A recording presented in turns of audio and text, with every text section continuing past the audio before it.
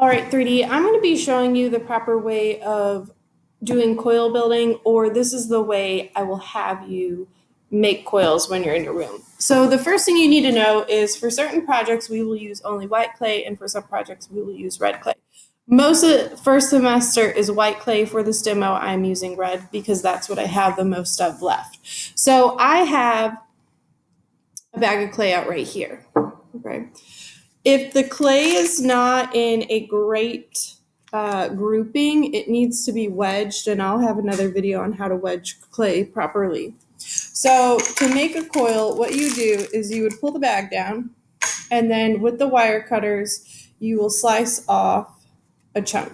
Okay, this is a little big for a coil, so I'm going to cut half off, not half, but just a little bit. Okay, what I'm going to start off by doing is with my hands, I'm going to be squeezing, and I'm going to just be turning the clay round and round and round.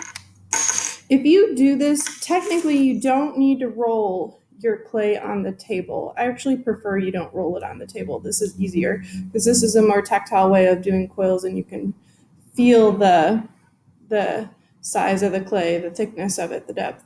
Okay, so you can see I just keep squeezing. What I'm doing when I'm squeezing is I'm making sure that my fingers are touching the cushion part of my thumb here, because that is making a specific size on the inside of my hand. So I'm just going to keep squeezing and turning. And you can see that this is all, and if I squeeze going up, this is all turning out the same size, which is about an inch or quarter size in diameter, which is what you want. You don't want itty bitty coils, okay? I'm gonna do it on this side. This looks like it's gonna break right here, so I'm just gonna break that off.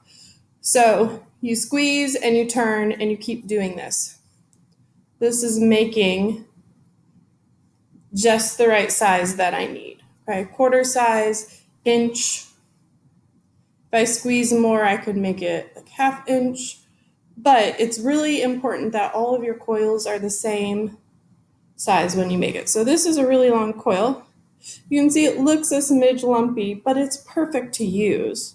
Okay, if I want to just gloss it, make it not so lumpy, if that bothers you, really carefully, if you spread your fingers out and just gently roll, this will just lightly smooth it some. Again, you don't have to do this. If you're squeezing it well, you don't need to do that. And then smaller ones. I'm not applying a lot of pressure. I'm gonna mess this one up on purpose.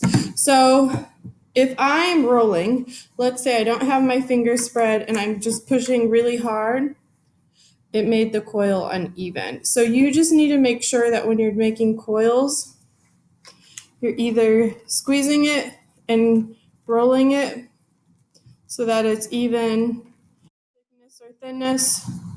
And then technically you don't need to roll it. You can smooth it if you want to get rid of any little cracks or bumps. Okay. If the clay is dried out and you slightly bend it, you'll see a whole bunch of cracks. Don't use really dried out clay, but otherwise making coils like this one where they're even all the way across, that's perfect. Okay.